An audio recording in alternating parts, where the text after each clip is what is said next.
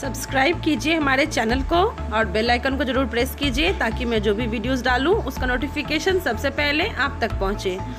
Hello friends, welcome back to my channel. आज मैं आपको मैक्रम के स्टारफिश किचन का एक बहुत ही सुंदर सा डिज़ाइन 2 मैक्रम कॉर्ड से बनने वाला डिज़ाइन बताने जा रही हूँ।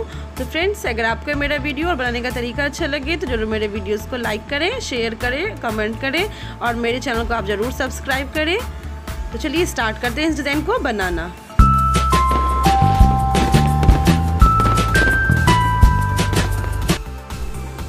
फ्रेंड्स, सबसे पहले हम एक यहाँ पे छोटा सा मैक्रम का स्काई कलर का कॉर्ड लेंगे और एक स्काई कलर का कॉर्ड और एक येलो कलर का कॉर्ड लेंगे। तो पहले हम स्काई कलर के कॉर्ड को